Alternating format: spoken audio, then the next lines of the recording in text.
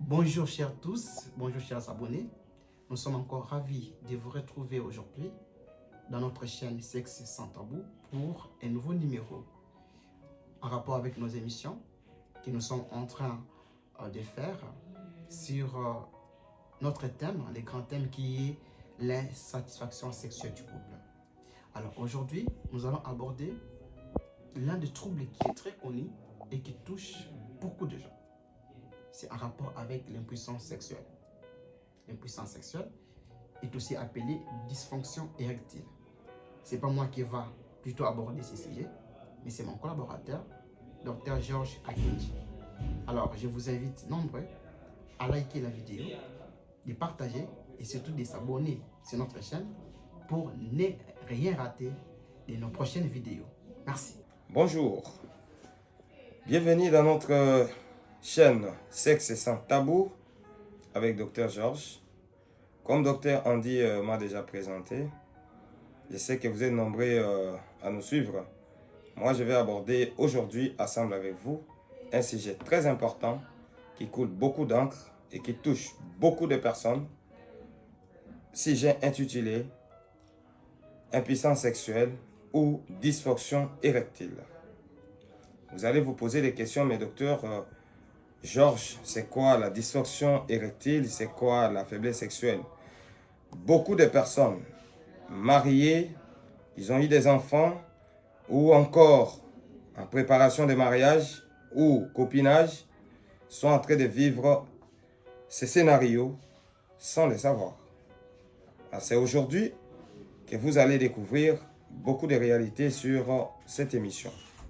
Alors, parler de l'impuissance sexuelle ou de dysfonction érectile, c'est voir le timing, le temps que vous faites lorsque vous consommez votre relation sexuelle.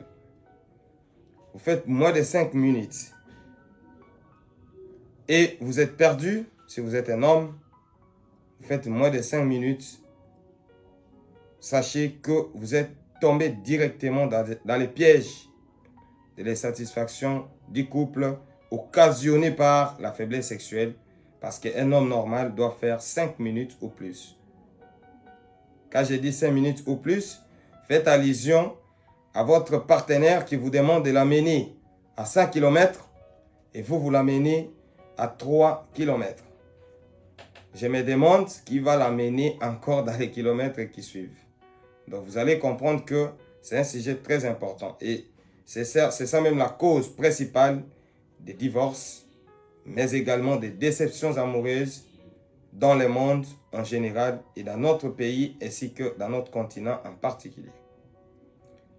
Vous allez poser des questions, mais docteur Georges, est-ce qu'il y a des causes? Est-ce qu'il y a des mesures pour y remédier, pour trouver des solutions à ces problèmes? Parce que 99%, d'après les études menées en France, des hommes sont en train de se retrouver dans cette situation, jeunes comme vieillards, âgés comme jeunes, c'est la même chose. Et c'est un sujet très important. Je vous réponds à quelques mots maintenant là, pour que vous puissiez avoir une idée par rapport aux différentes causes de la faiblesse sexuelle ou de dysfonction érectile. La première cause, elle est infectieuse. Tout homme peut développer une infection principale de la prostate qu'on appelle prostatite. Et ça arrive beaucoup plus chez les jeunes de moins de 45 ans. Vous avez moins de 45 ans, vous n'arrivez pas à résister pendant que vous consommez votre relation avec votre partenaire. Ne vous en faites pas, vous pouvez être en train de développer une prostatite et vous ne savez pas. Alors, l'idée principale pour vous ou la solution pour remédier à cette situation, c'est de nous consulter. Abonnez-vous dans notre chaîne, likez la vidéo pour ne pas aussi rater d'autres vidéos quant à ce sujet. Vous avez au-delà de 45 ans, vous n'êtes pas exclu. Vous pouvez aussi développer les mêmes troubles.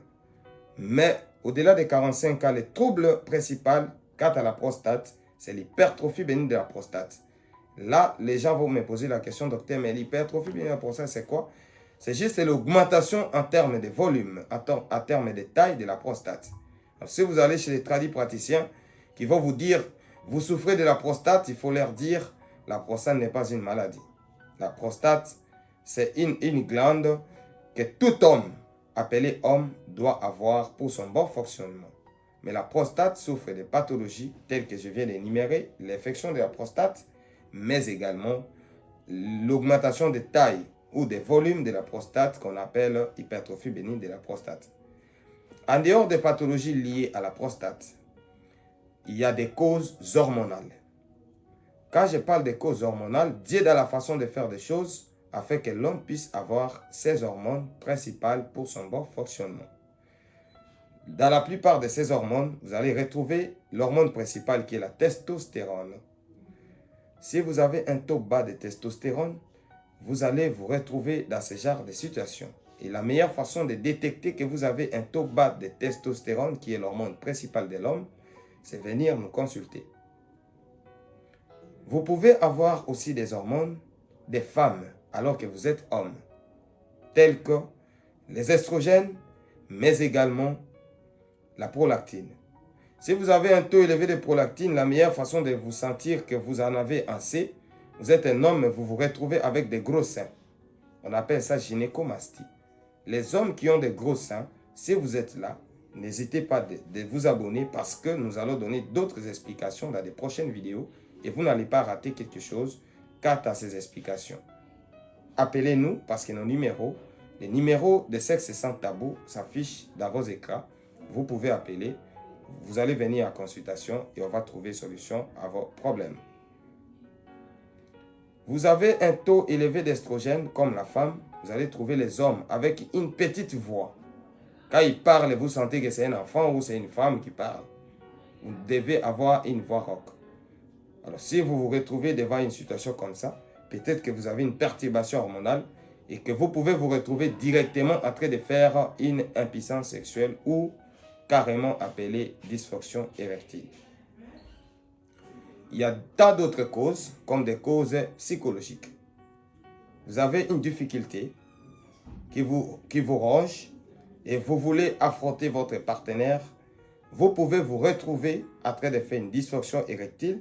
Et si ça perdure, la situation devient chronique, la prise en charge, là, il faut venir chez nous parce que là, rien que la psychothérapie ne va pas suffire. On doit réveiller le cerveau pour que vous puissiez vous remettre à votre état initial. Il y a tant d'autres causes. Si vous voulez les découvrir, abonnez-vous massivement dans notre chaîne Sexe Sans Tabou. Dr Georges, Dr Andy sont toujours disponibles pour vous venir en aide. Vous êtes à Kinshasa, vous êtes en RDC, vous avez la possibilité de nous appeler pour venir en consultation dans beaucoup de nos cabinets. Vous pouvez le faire facilement avec notre numéro client qui s'affiche dans vos écrans. Vous êtes en dehors de la RDC, vous êtes en Europe, vous êtes en Asie, vous êtes aux États-Unis, n'hésitez pas de prendre nos contacts, nous appeler ou nous écrire. Vous aurez la possibilité d'être consulté à distance par vidéoconférence et il y a possibilité de vous orienter là où vous êtes à faire des examens approfondis pour que nous puissions vous indiquer la prise en charge qu'il faut pour votre cas. La dysfonction érectile ou l'impuissance sexuelle, c'est un cas particulier pour chaque patient. Il ne faut pas dire, mon ami avait ces problèmes, il avait pris tel produit, ça l'avait aidé. Moi aussi, je prends les mêmes produits. Tout malade, c'est un cas particulier en sexologie. Les causes chez votre camarade ne sont pas les mêmes chez vous. Vous avez intérêt à vous abonner massivement, à liker la vidéo, à partager pour les personnes qui n'ont pas encore suivi nos émissions pour que la science soit partagée. Ne vous livrez pas dans la médecine traditionnelle parce qu'il y a beaucoup de conséquences. Peut-être dans des vidéos à venir, vous allez comprendre les méfaits ou les inconvénients de la médecine traditionnelle en matière de sexologie. Nous vous aimons beaucoup et nous croyons que nous allons vous retrouver à la prochaine vidéo. Merci.